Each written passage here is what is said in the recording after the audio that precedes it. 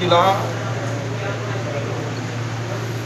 की चिकित्सा व्यवस्था और इंफ्रास्ट्रक्चर मजबूत हो, इसके बारे में जिला प्रशासन और हॉस्पिटल प्रशासन से बात हुई है।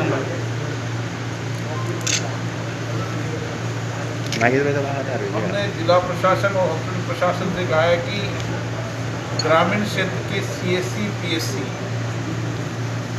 और स्वास्थ्य केंद्रों तक हमें चिकित्सा व्यवस्था को सुदृढ़ करने की आवश्यकता है। इसलिए CSC, PSC पर इंफ्रास्ट्रक्चर मजबूत हो, डॉक्टर और नर्सिंग ट्रेनिंग की सुनिश्चित व्यवस्था हो, ताकि जो ग्रामीण क्षेत्र में कोरोना फैल रहा है उसको संक्रमण को हम रोक सकें और उसका इलाज प्राथमिक स्वास्थ्य केंद्र और वहाँ के CSC में कर सकें। बूंदी चिकित्सालय, वहाँ पर अभी ऑक्सीजन की मारी रहती है। इस बार बूंदी चिकित्सालय को ऑक्सीजन से आत्मनिर्भर कर दिया जाएगा। कुछ राज्य सरकार लगा रही है, कुछ केंद्र के प्लांट लगेंगे, ताकि बूंदी से का जिला चिकित्सालय ऑक्सीजन से आत्मनिर्भर हो जाए। बूंदी मेडिकल कॉलेज के लिए 325 करोड़ रुपए का बजट का प्रावधान रखा गया है, जिसमें से 60% हिस्सा 195 करोड़ रुपया केंद्र सरकार से दिया जाएगा, बाकी 130 करोड़ रुपया राज्य सरकार का हिस्सा। केंद्र सरकार की तरफ से 50 करोड़ रुपया अभी राज्यों को आवंटित कर दिया है। मैंने राज्य और केंद्र दोनों से आग्रह किया है कि तुरंत प्रभाव से बूंदी मेडिकल कॉलेज का काम शुरू हो जाए और उसका हॉस्पिटल का भी काम शुरू हो जाए, ताकि हम बेहतर चिकित्सा व्यवस्था बूंदी के अंदर दे सकें।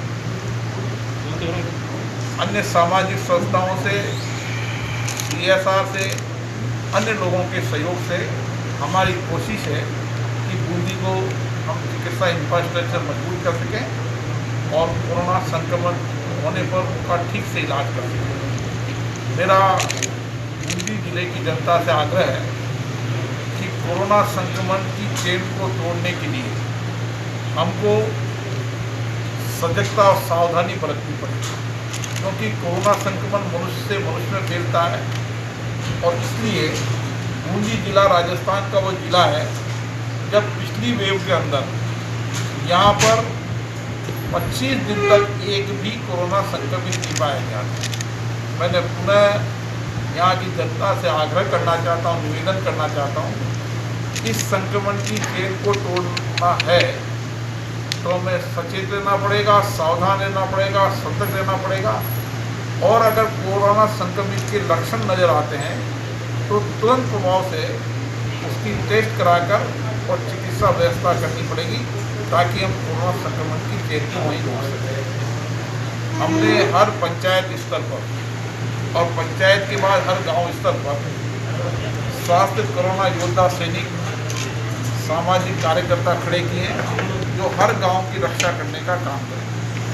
उनको ऑक्सीमीटर, थर्मामीटर, आने वाले समय वोल्टमीटर और उसके साथ दवाइयों के किट भी दिए गए हैं और आग्रह किया है कि दवाइयाँ देते समय चिकित्सक की सलाह से वो कोरोना की दवाइयों को दें, ताकि गांव के अंदर ही हम कोरोना संक्रमण की चेन को रोक सकें और जो मामूली सा संक्रमित हुआ है उसको वहीं इलाज की बेहतर व्यवस्था कर सकें। मुझे आशा है कि कोरोना संक्रमण धीरे धीरे कम होता जा रहा है, लेकिन हमें और सावधानी सतर्कता बरतते हुए इस चेन को तोड़ना है और कोरोना मुक्ति को बनाना है, राजस्थान को बनाना है। वैक्सीन के लिए टेंडर प्रक्रिया की है, राज्य सरकार इसके लिए प्रयास कर रही है, केंद्र की तरफ से उनको पूरा सहयोग मिलेगा ताकि वैक्सीन उपलब्धता की सुनिश्चित व्यवस्था हो सके।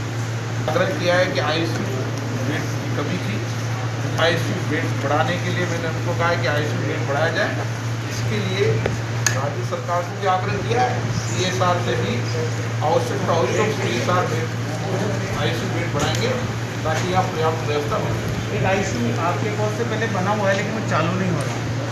अब उसको मैंने चालू करने के लिए कह दिया है, उसको ICU को चालू करो और 10 बेड का ICU और तैयार किया जाए, ताकि यहाँ विलेज वार्डों को पर्याप्त व्यवस्था ICU बेड में कोरोना की तीसरी लहर को देखते हुए बच्चों पे ज़्यादा उसका प्रभाव को देखते हुए बूंदी में कोरोना लहर की तीसरी वेव को देखते हुए मैंने यहाँ के बच्चों के हॉस्पिटल के बारे में उनसे आग्रह किया है कि हमारी व्यापक तैयारी होनी चाहिए, NICU वार्ड भी बनना चाहिए और बच्चों के लिए जो आवश्यक इंफ्रास्ट्रक्चर हो वो इंफ्रास्ट्रक्चर का प्रस्ताव बनाकर आप मुझे दीजिए।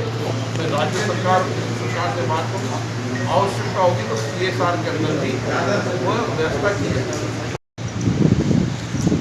डाभी, बरुंदर, बामनगांव और जहाँ भी आवश्यकता होगी मांग के अनुसार जहाँ पर लोग चलाने के लिए सक्षम होंगे वहाँ पर सब जगह भिजवाए जाएंगे ताकि वो वहाँ पर ही ऑक्सीजन कंसेंट्रेटर के माध्यम से कोई ऑक्सीजन की कमी हो तो उसका सहयोगी